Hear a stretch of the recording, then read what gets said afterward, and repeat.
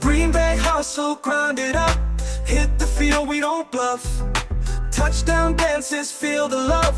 Jordan's got that MVP stuff. It's time for Ohio, let's go. Packers bringing that show. It's time for you know who. Wanna go, gonna glow. Aloha and welcome back to another episode of the Ohana Packers Edition podcast, where Iowa Joe and I are previewing the NFC North leading Packers game as they head to Mile High to face the Broncos, the number one seed, ironically, in the AFC.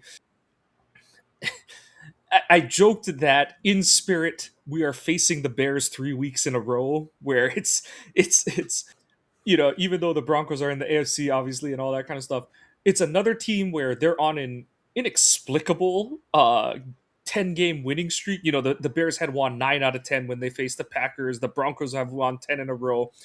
And you look in it, and the Broncos record it's kind of similar to the Bears, where there's a couple, like I said, inexplicable wins, i.e. their comeback against the Giants, where that game looked dead to rights until Jackson Dart got concussed late in that game.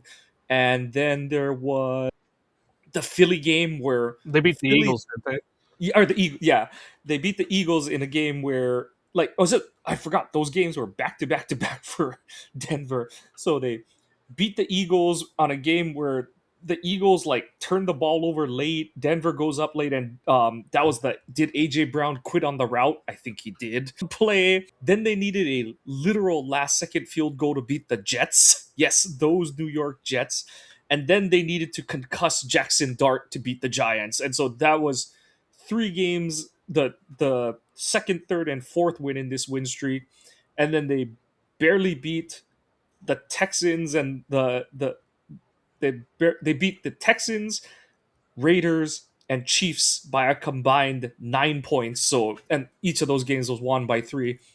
And then they needed overtime to beat the Commanders, who honestly had that game on a walk-off 2-point conversion that just got, that luckily Denver was able to blow up. And then they played the Raiders again, who had one of the funniest in the history of sports backdoor covers, where they're kicking a field goal as the time expired to put it to a 7-point game. It was one of the most hilarious situations I've ever seen.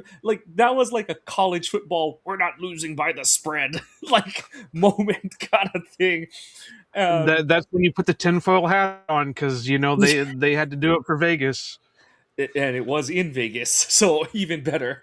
But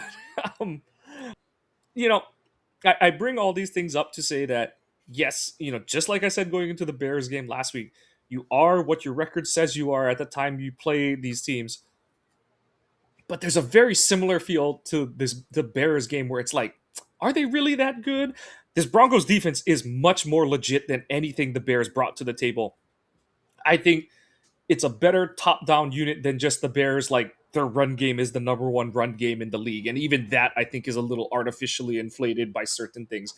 Whereas the Broncos defense is a legitimate unit. I do think that there's some areas the Packers can take advantage of them. But this one, you combine the fact that this defense is really good. The Packers O-line has found its footing, but needs to still prove itself. And the game is in Mile High.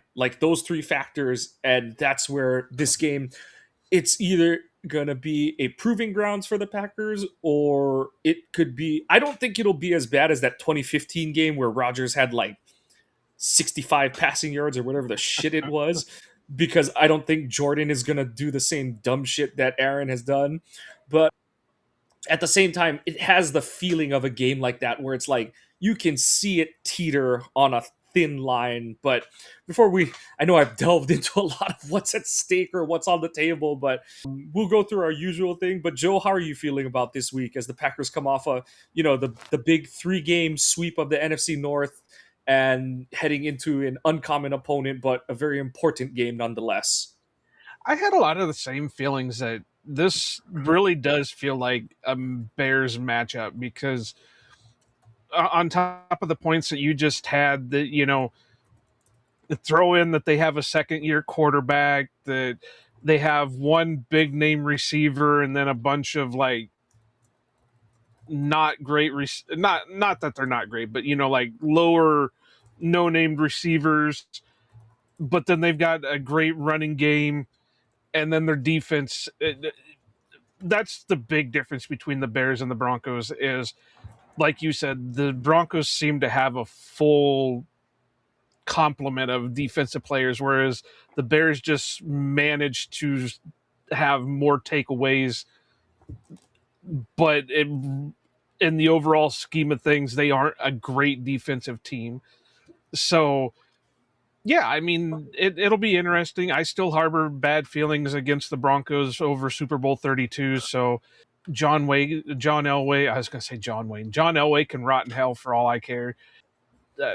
Did you see something that, and I get it, they were teammates or anything, but said that Mark Schlereth or whatever his name is said that John Elway was like the best quarterback ever, and it's like, no. I think I can come up with better quarterbacks. The guy who than was him. drafted after him in the same class was a better quarterback. Like, Elway gets this mythos because he was the quote unquote comeback king and all that stuff. Like, And he wasn't the prototypical pocket passer because he could get out and move. He wasn't the greatest at it, but he could get out and move a little bit better than the prototypical pocket passer. yeah, but Marino was the better quarterback of the guys that came out of his own draft class. Like, everyone, I'd argue Jim Kelly was even better than friggin' oh yeah, Elway. yeah. Like Elway just has the mythos of like he's the comeback king and stuff like that, and he went out on a high note by going Yeah. back-to-back Super Bowls, and but let's not act like he really was the driving force behind those. Those were on the back of Terrell Davis. If there And the is defense. yeah, but honestly, if there's no Terrell Davis in Denver, those Super Bowls don't happen. Like that's just a plain and I simple don't fact. know. Well, yeah, they might have never made it to it, but if you're talking game on, I don't think the Falcons had a shot at all during that Super Bowl. Oh no, the Falcons making the Super Bowl is one of those like Cinderella story, but those although don't the work out highlight in was NFL. Tim Dwight's kick return touchdown. That's right. But I have a soft spot, even though he's just a Hawkeye. I have a soft spot for Tim Dwight, no matter what. I know he was 5'0", 100 nothing, and he wasn't much of a. I mean, he was a good receiver. He couldn't be an NFL receiver because of his size. But my first ever Hawkeye game was in '98, and it was against Indiana, and they won like 63-0. And Tim Dwight threw for a touchdown, returned a punt for a touchdown, and caught a touchdown. And I'll remember it because it was just all over the place, and that was the year that they had like Tavian Banks at running back, and yeah, so I always have a soft spot for Tim Dwight just because that was the first ever game I ever went to in Kinnick Stadium. gotta retroactively award him the Heisman. Like I'm telling you, if you go on, and I know you're a Michigan fan, so it doesn't really affect you too much to watch it since it was Iowa and Indiana. Go back. It's on. They have like the full game highlights on YouTube for that exact game. And just the way that he played was amazing. Well, I think if you look at like Michigan's '97 national championship team, the Iowa game from that season, the two scores are Tim Dwight, like one is a punt return and one is a reception or something like that. And there's newspaper clippings that are like, why are you letting him affect the game? So, and that's why I said that. I know I'm going off on a tangent here, but Caden Weegent reminds me a shit ton of Tim Dwight. So if some team can get him, and even if it's like an undrafted thing, I would sign him in a heartbeat just to be that return specialist. yep. So we'll see. Okay, my tangent's over. But yeah, as for the game, I do see what you're talking about because I had the same thoughts about the Broncos being similar to the Bears. Maybe they're a lot better on than what.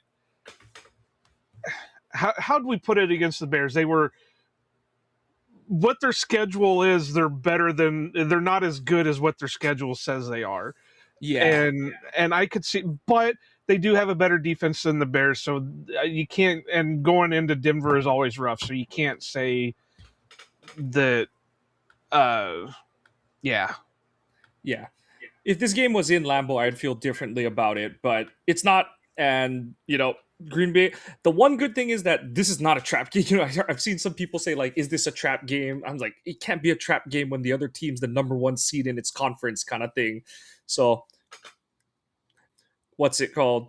I I'm not worried about that, but you know, we'll just go through it like we usually do. We'd like to think that in week 15 we're getting into a rhythm here, but the practice report for the Packers. So the big news today: full participation in terms of roster head count, except for Josh Jacobs, who was in the building. They practiced in Hudson. Jacobs didn't participate, but was riding the bike on the side, so he was there. Honestly, I'm not surprised given that this is his first normal week of rest since where he banged up his knee against the Giants. So, that was back in week 11. I can do math. if anybody Sits doesn't see the video, Quano is actually counting on his fingers how far so, back that was. Week 11 he bangs the knee on the MetLife turf. Week 12 he sits out against the Vikings. So he has, 14 or not 14. He has 10 days between the Giants game and the Thanksgiving day. And then he takes another 10 days off between that game and the Bears game because the Lions game was on Thanksgiving.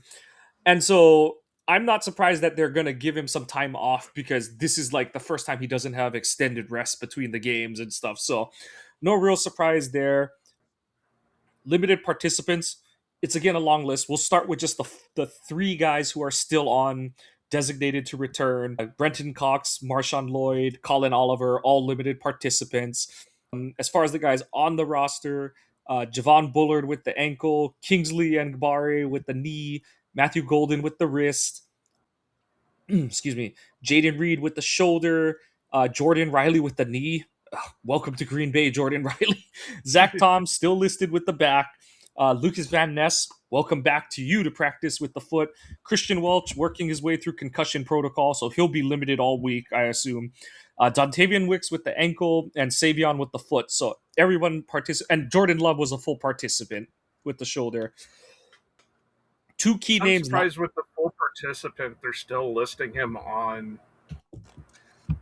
I think that just goes back to our whole, they're just over-reporting because of what's happened around the league this season. Also, I don't know if you saw it. I did go back. Terrence Parsons noted that he grabbed Jordan's shoulder like to celebrate after the game, and Jordan's like, "Bro, my shoulder still hurts." And Terrence was like, "Oh dang!" So if something happens in this game, we know who to blame. Yeah, exactly. So luckily, Jordan seems to be on the mend. And then I was going to say two key names who are not listed on this report are linebackers Quay Walker and Edge Cooper. So Quay missed a couple games with the stinger. Edge left the Detroit game with the stinger. And especially with Edge, because it looked like he dinged up that shoulder again at one point during the Bears game. I think it was either in the late third or early fourth quarter. But good to see that neither of them are being listed. And well, we're lucky Edge doesn't have a concussion. Yeah, just some chip paint off his helmet. Yeah. So that's the list for the Packers. Again, the ones to really watch there, obviously, if any of the three guys designated to return come back, obviously Josh needs to be monitored, but I do think that he'll be back. As long as he's back for practice on Thursday and or Friday, he's going to play come Sunday. The two to watch in terms of if they can get upgraded are Golden and Wicks, because they're the ones that, they had no injury or Wicks had no he had no pregame designation and he only plays 6 snaps, and LaFleur basically admitted the ankle was not as good as we hoped it would be. who knows how much of that is them just being extra precautious because you got Reed back, you had enough productive bodies kind of thing, or if it is like a Lucas thing where it's not necessarily a setback, but it's just like, oh, he didn't feel as great as he thought he did kind of thing. And then the golden one, Shoes on it, we some wouldn't have people that are, problem. and the golden one, some people are still belly aching over it, but I think it just shows like LaFleur is starting to tighten down his rotations, and as they get back more, they're more veteran guys. They're like, Matthew, we've seen some flashes, but we've also seen a bunch of rookie moments, and it's like we still want to involve you, we want to get you in there and stuff, but when you're in there, you can't be making mental mistakes, kind of thing and stuff. The interception's not on him. That's on Jordan. I'm not saying he had any mess ups this week, but there have been moments this season where you're kind of watching the film and you're like, he shouldn't be there. Like the long And catch that could against be part of him not knowing what Jordan's checking in and out of quite yet. right. Yeah, exactly. There's a lot of reasons. And I'm not chalking it up to like he's dumb, he can't learn the playbook. We've heard how difficult this playbook is to pick up. The play calls are really long. They're often sending in two plays. So you're getting two like really long play names, and like each word in it means a different thing for the play. And then it's like, oh, like, wait, what? Like, and one word you think me and he thinks he's running a post and it's a corner or something like that. So I'm not concerned. These are the kind of things where we saw this Jordan's first year where it's like, does Jordan look as bad as he is? And LaFleur basically flat out said, like, Jordan has things to improve on, but people aren't helping him. It's like he, as kindly as he said, like, we're lacking in, people being where they're supposed to be. So same thing Well, with with Golden, also, what do you use when you catch a ball, right? right. Yeah. And then there's the wrist on top of it. So Well, yeah, yeah, but I mean, you catch the ball with your hands, and if your wrist isn't in full mobility, how do you grip things? I, yep. I so Yeah. I think that's more it than anything else. Yeah. That's why I do laugh. Like I kind of laughed about it before the Detroit game. That everyone's like, he looks good warming up, but I'm like, route running isn't gonna show you how the wrist is feeling. Kind Right? of thing. Was he doing cartwheels? That would tell you a Yeah, little bit more than yeah. anything. If he goes from a double cartwheel into a backflip, then I'll be impressed. But until then, like, and and then the other big one, like I said, is Lucas getting back on the field. We'll see. We'll see if they push to see if they can get him in Denver. The sooner they can get him back, the better. But I do wonder if they'll play it extra cautious and try to ramp him up for that Chicago game, because I think they really need his edge setting and pass rush ability, especially from the interior against Chicago. So I think they'll play it really tentatively this week, but it would be really great to have him against Denver. But that said, like, I do think the aim is to get him back for that Chicago game.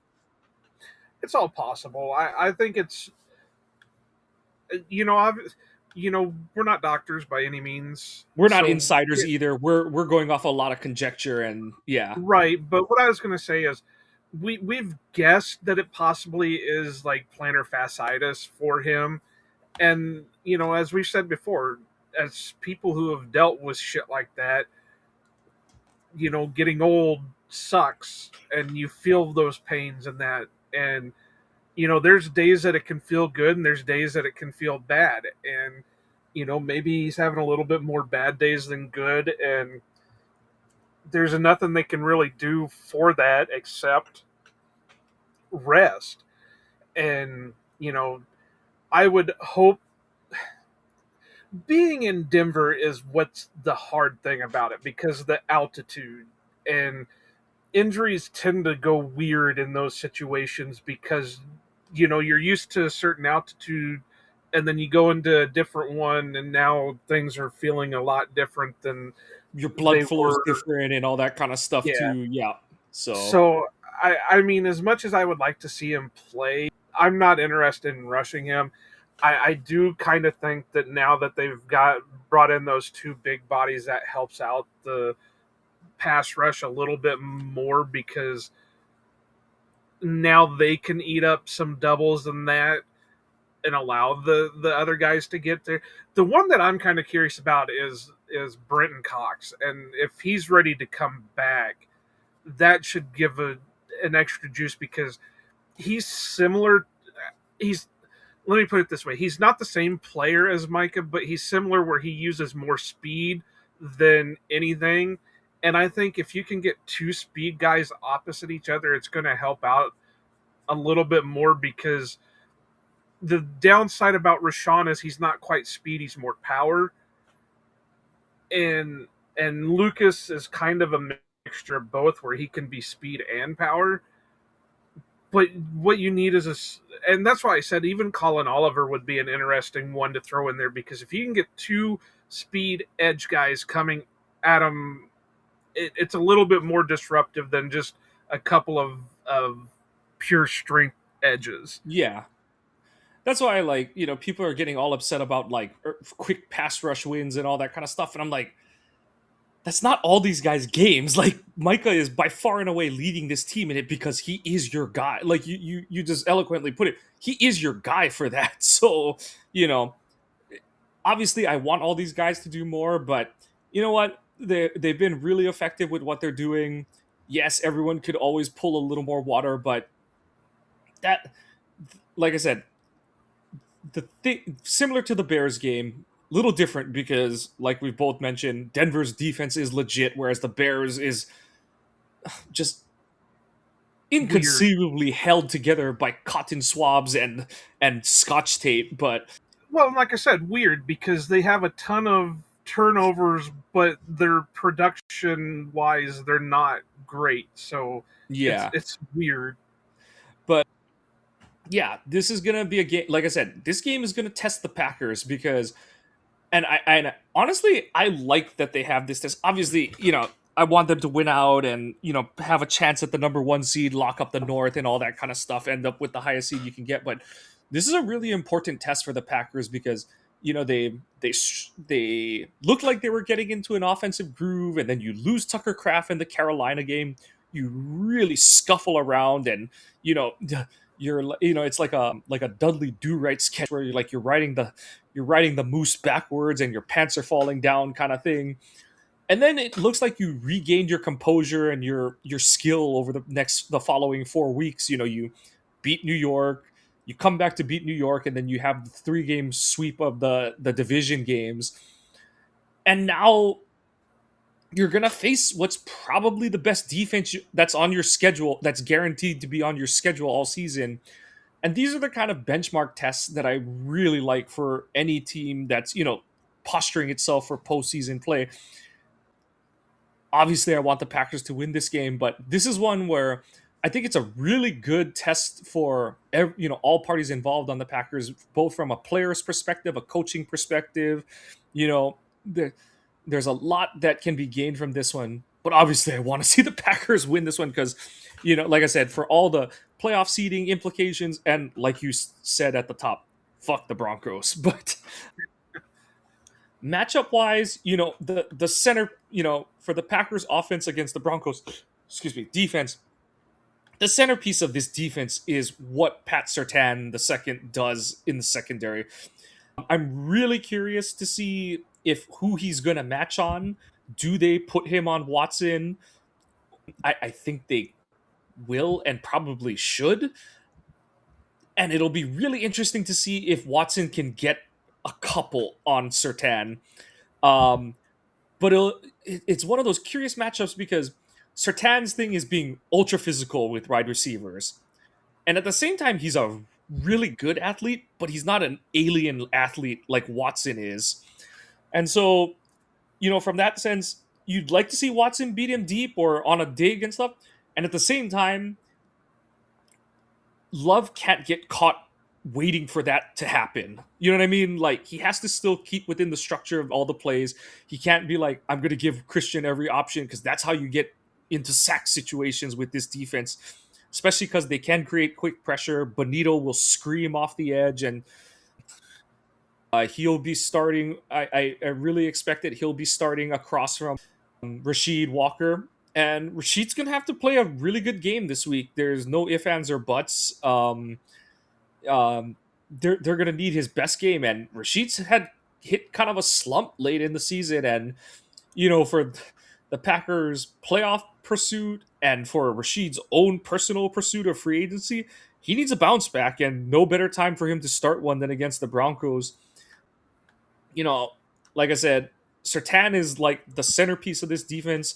Up front, they have one of the most old reliable players in Zach Allen, who has asserted himself as one of the best 5 techniques in the league. John Franklin Myers, I believe, what's it called? He has been around Denver for the past only 2 years, but he was a key piece on those Jets defenses in the early. Oh fudge, what's his name?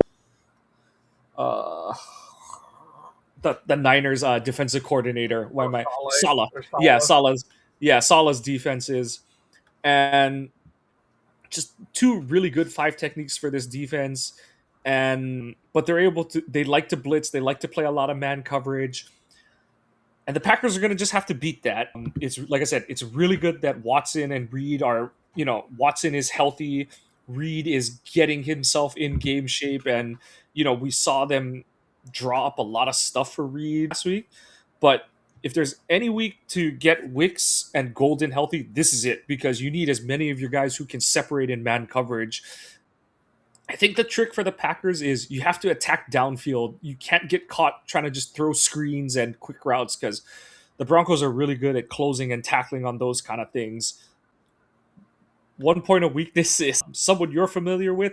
Riley Moss is one of the most targeted, mainly because he's the other guy from Patrick Surtain II, but also because he has a propensity for getting called for DPI or illegal contact. So, Denver is first or second in wide receiver 1 coverage, top 5 to 10 in slot receiver coverage, but they're bottom 3rd against number 2 receivers, i.e. whoever Moss is covering. So that'll be an interesting thing to see how Denver approaches. Like I said, do they just isolate Surtain on Watson, or do they kind of roll the dice and say we'll just give extra support and we're going to have Surtain just completely eliminate someone else from the play kind of thing.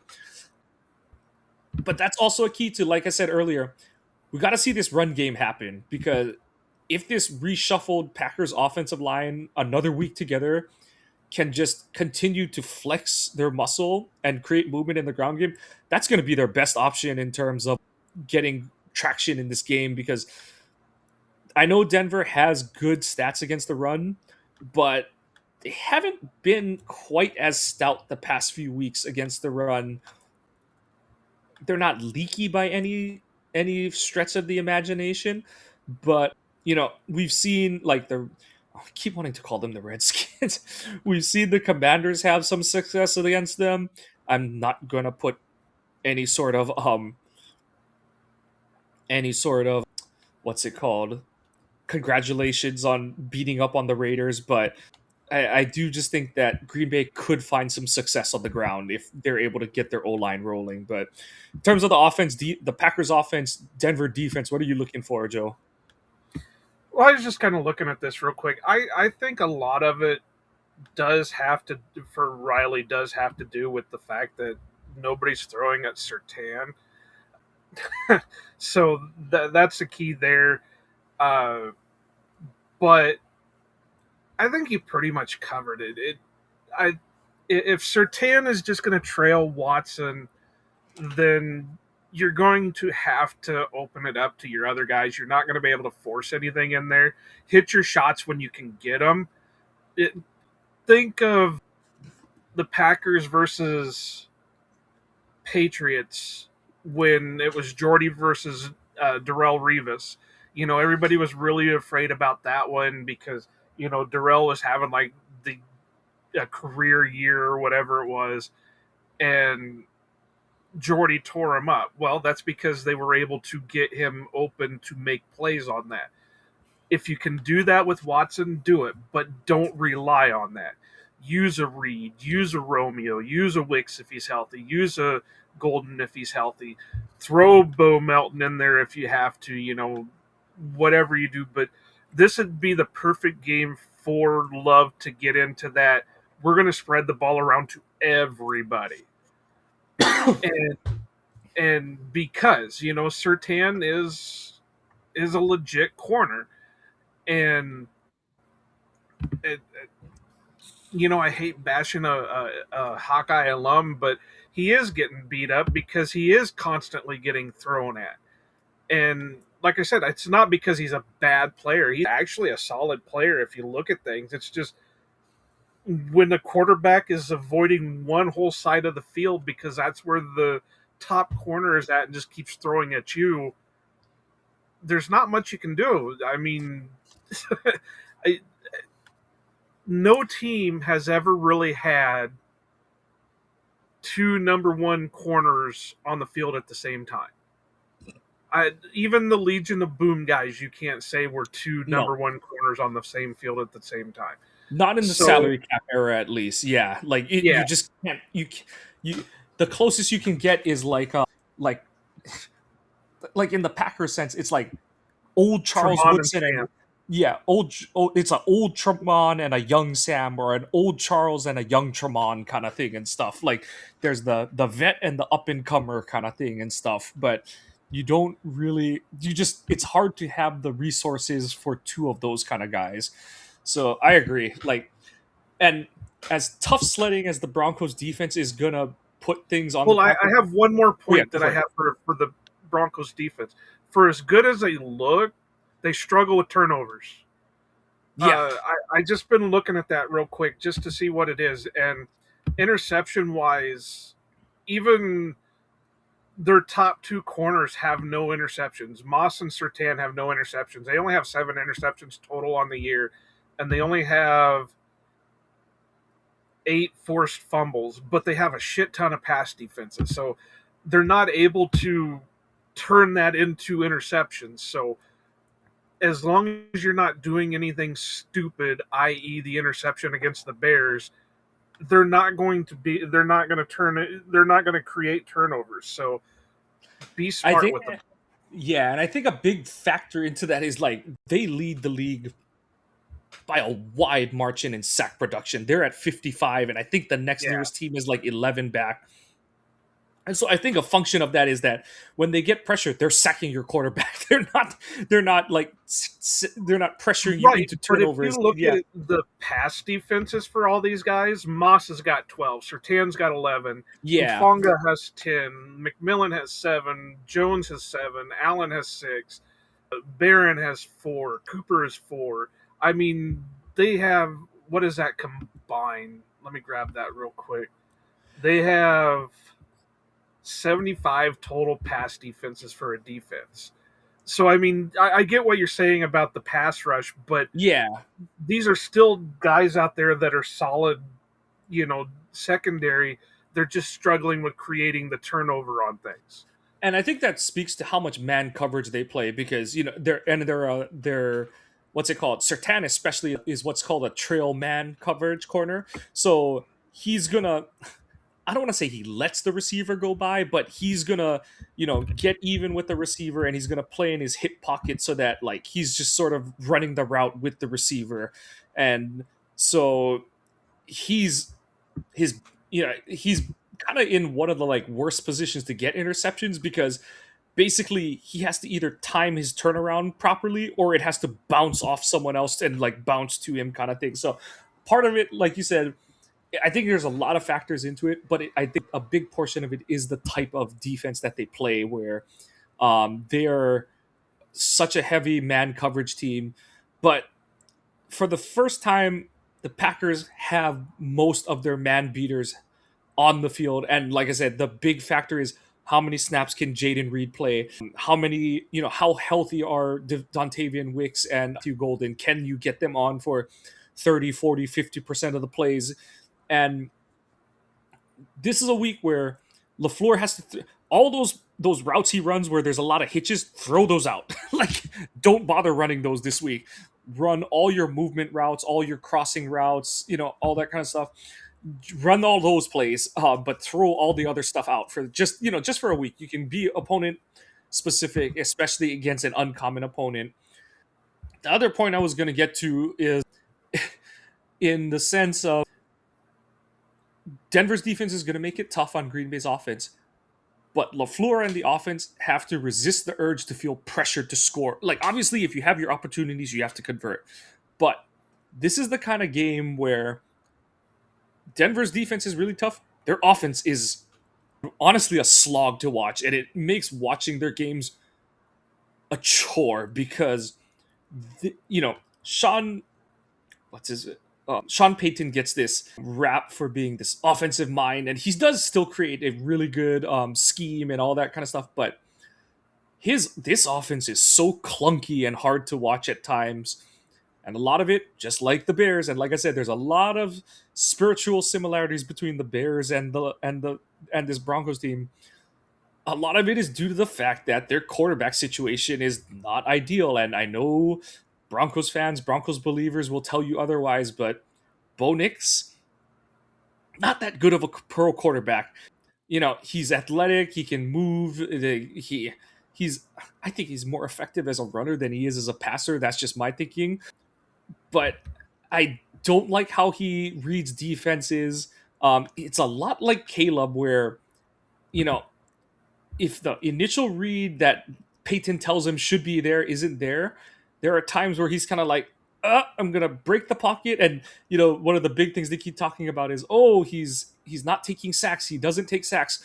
But unlike Caleb, who's gonna run around and like chuck some amazing ball downfield, what's it called? Nix leads the league, or like almost leads the league in throwaways, like throwaway percentage. He's throwing the ball away on a sixth of all his passes, which when when you say it by a sixth, it doesn't sound like that much. But when you think about like, oh, there are 30-40 pass plays in a game, and that means you're throwing what is that, like 5 to 6 of them away a game. That's a lot. So But just he is still completing 63.2% of his yeah. passes. So it's one of those, like I said, and it's one of those where you're kind of like, how do they make it work and stuff? But it really is on this defense just sucking the life out of opponents and allowing their offense to do the bare minimum to win these games. So the Packers just have to play, like you said, they have to be turnover averse on offense. But on defense, there should be an ability for the Packers defense to take advantage of this Broncos offense. Yeah, there's no doubt about that. I mean, for what the Broncos are sitting at right now with the games they've played, maybe the Giants game, the Texans game, definitely. They've not faced anybody like Micah this year. And I hate to keep saying that because Micah's not just the only guy on defense, but he's the game changer on defense. Yeah. He's the one that you have to scheme for because he's going to wreck your game plan. And I was just looking at it real quick. I don't think there's any other guys that I mean, like I said, outside of maybe Will Anderson with the Texans and Burns, Brian Burns Burns. and Thibodeau for the Giants. I don't think there's anybody that they've faced that's going to dominate like he does. So don't fall into this soft zone coverage like we keep having to friggin' talk about. Game plan it like the Bears, show a little bit more blitz to it. Bring in some guys. Don't stop the run. Basically what I'm saying, stop the run, make them try to throw. Yep. I agree with you. And, move some of your pieces around. Let Rashawn, especially if Lucas doesn't come back this week, let Rashawn rush as a 3 technique. Let him be the guy that Micah is rushing off the backside of on third and passing down situations. And weather-wise, it should be a decent game. I just was looking at it. It's 63 a high and 39 for a low, and no precipitation. Yeah, relatively clear-ish skies for this time of year and stuff. So, yeah, like I said, you can't press if you're the Packers, but you do have to take. I mean, I know people are going to say great game plan, Mike, but it really is going to be one of those end every drive in a kick kind of games because this offense struggles enough that you don't want to give them any freebies, and defensively, just turn this into a Bo Nix has to beat us kind of game.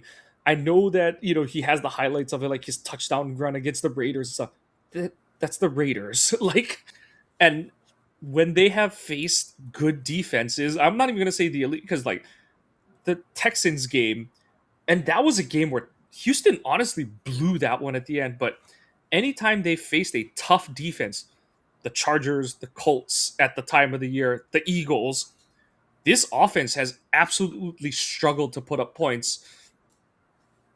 So Green Bay's defense, just keep doing what you're doing, and Green Bay's offense, if you can put up 28 points in this game, which is going to be tough, you're going to feel really good about your opportunity to win this one. Nix isn't turning the ball over like he was last year, but I always say when you have this kind of player, the guy he was at Auburn is still in there somewhere. And, he's gotten better at avoiding sacks and negative plays and all that kind of stuff. But his avenue for doing that is not the same. He doesn't have the same escapability as a Caleb Williams, where like he's gonna totally run away from all your defensive. He's a good athlete, but he's not gonna completely run away from your defense like Caleb could from everyone but Parsons and maybe Javon Bullard and maybe Edge or Quay. So like you've got to take advantage of that, push him to desired locations within and outside the pocket, and like you said, just tighten up your coverage a little bit. What'll help in that area is there's been reports that Patrick Bryant, who has elevated himself to their second wide receiver, he is expected to miss the game with a hamstring injury. So that takes out a weapon for Knicks to utilize. And this offense was really clunky before Bryant asserted himself as the second receiver on the team. So um, that'll be Sean really Payton's important. own fault. He's got a decent wide receiver over there, but for some reason he does not use him. I think it boggles everybody's mind why he doesn't use Marvin Mims like he should be. Yeah, I'm just looking at it now that Mims is averaging under 10 yards of reception, which is wild. And Mims looked like he was on his way to potential stardom back in 2023 and was a draft darling and stuff. And yeah, it's like, and it's funny because Peyton has, you look at his time not St. Louis, in New Orleans, and he always had this soft spot for those smaller, speedy wide receivers, like Brandon Cooks or like a Lance Moore even and stuff like that. Like he always had these like little shorter, fast receivers. And for whatever reason, Mims started off hot in his career and then has just completely tailed off the past couple seasons. So, you know, good. Don't use the speed guy against us. Like that's fine by me. But anyone else that catches your eye in this game? I mean, Nick still will give up some because he's already thrown 9 interceptions on the season, so he does have the. I mean, there is potential there. Sutton, RJ Harvey, we've already talked about the run game. Harvey is electric. Shout out Sarah Kelleher because that's a fellow alum there. But Harvey was kind of a draft crush of mine coming into this year. They they don't have well. You got to be careful with their tight ends. They have Evan Ingram, who is kind of what you would hope Lucas Musgrave could become. Not going to be a blocker, but is going to be the seam guy that you have to. He's a mismatch, and then you've got Troutman. Do you remember where Troutman came from? Is he the Yes, UNI guy? Northern Iowa. Yes, yeah. Okay. I thought you were being where he spent some time in his career. No. I was trying to remember what school he went to. He went to Dayton, it says. Okay. Okay, because there was one that was drafted from out of northern Iowa, and I think it was that same year that Troutman did, Yeah, but yeah. So, and I couldn't but remember if that was the guy or not, but I remember him kind of being like a late riser in the draft process that year, yeah, and so I mean he's got a little bit to him, but Ingram is going to be the more matchup that you have to watch out for just he's because of got the what he home can run bring. speed. Yeah. Yeah. So, yeah, other than that, no, I really don't have. Like I said, if they would all of a sudden start using Marvin Mims for some reason, that would be scary. But otherwise, I'm not really overly scared on a lot of their guys. Uh, shit, hit the wrong one. Franklin, Bryant's it's not going to play. And, little Jordan Humphrey isn't going to scare me at all. So, yeah, there's not much there outside of Cortland. I mean, they have guys, but it's not like you have to game plan for those guys. So, I think the big again, thing with Sutton at this point, he's still a really good receiver. The big concern you would have is like he's a big body who knows he's a big body. And right. you always kind of like, especially with our DBs, it's like, okay, like who's going to do what kind of thing. So, yeah. But other than that, I don't really have too much more. I feel like we'll just be going, barking up the same trees and stuff. So I'm ready to get into over unders if you are at this point. Yeah, just a second. We forgot to hit the button earlier. Never tell me Ah. the odds. Now my page just went away. Here it is. Uh, so, like I've said for the last couple weeks, these are just probably going to be similar for the next few weeks anyway. But so my first one I've got over under Jordan Love 1.5 touchdowns. I set it at this because the last few games that's been his target is 2 touchdowns or a minimum of 2. So yeah, over under 1.5 for him. I'm going under. I think he'll have one passing, but I just think that this is going to be I think that this is going to be a grinded out kind of game, and it's going to be Jacobs diving in from like short yardage kind of game. Like Jacobs might end up with two kind of thing and stuff. I'm going to say over just because I think it is going to end up 2, but I think one of them is going to be a receiver and the other one's going to be like on a Josh Jacobs screen. Mm. And so that's where I'm setting on that one. What do I got for the next one? Over under Micah 1.5 sacks. Under for the reverse jinx. Well, he got shut out against the Bears, although he put up a shit ton of pressures. I'm gonna say he gets his revenge on that, and he does get his 2. The last one I got is over under Watson 1.5 touchdowns because again the last 2 games he's come up with 2 touchdowns. So I've got the under on this one purely because I've got Jordan only throwing for one. And like I said, because of who's I expect Denver to cover Watson, I don't think he's going to have a great impact in this game just because I do think that while Watson has the athleticism advantage and he has improved as a route runner, Sertan is just, in terms of his coverage skills against Watson's route running capabilities, Sertan has the advantage there. Now, if the Packers O line is going to, have a dominant day up front and or their run game really sets things up for the play action pass game, all bets are off at that point. But I do this thing, like I said, this is more on the backs of I have Love only for one touchdown. well, I'm gonna take the under with it too, just because like I said, if Love gets one to him and then one to Jacobs, then obviously he doesn't have the 2 touchdowns. So I got the under on that, but I'm also, again, like I said earlier, I'm hoping this becomes a game where Jordan will spread the ball around to more Yeah, people. I think you have to have this be one of those games because, like I said, you just have to expect that Sertan is going to eliminate whoever he's covering on a given play.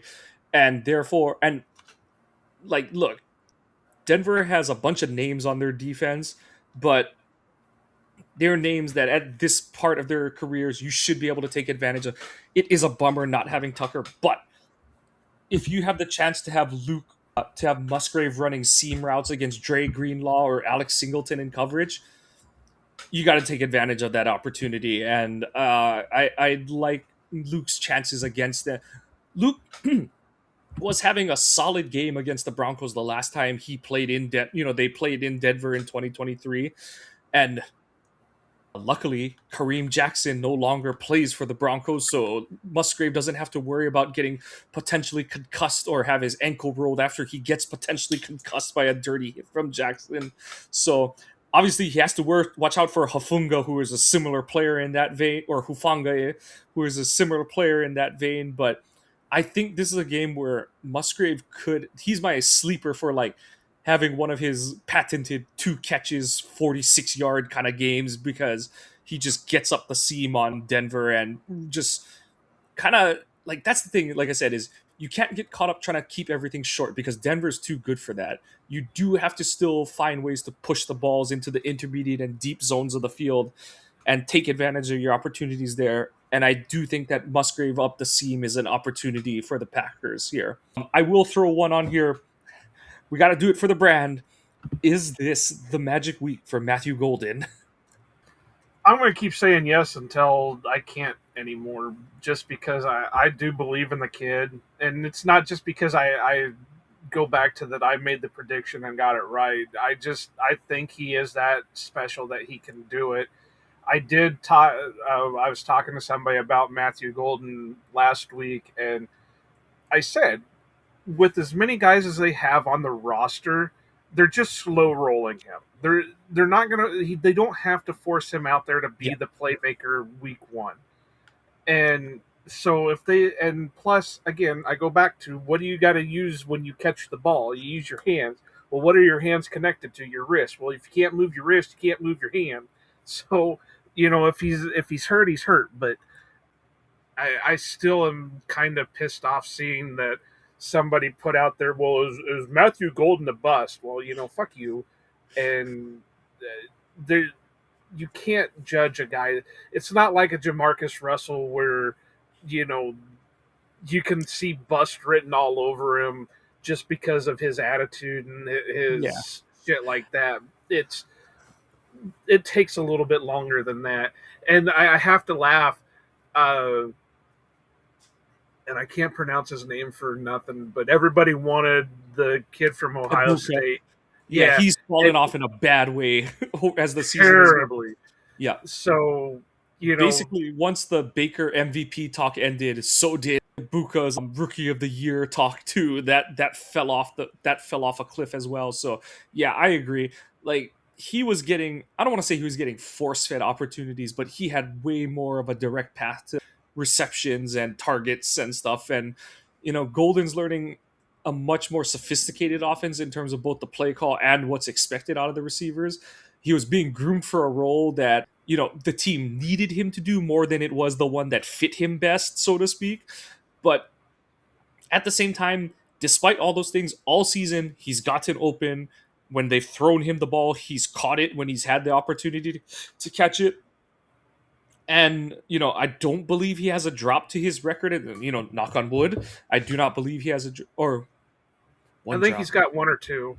Yeah, I'm trying to think which ones those are. But whatever, like, it's a very low number. But yeah, like, it is more a matter of opportunity than like he is failing the team. Like you said, circumstances have been the way they are, and I just don't think they've needed him to be that guy yet, kind of thing. And it's just a numbers game and stuff. But I'm gonna say no, just because I'm, just like with the Micah Sacks thing. I've put my heels in the ground, and I'm gonna stay that way until the status quo changes.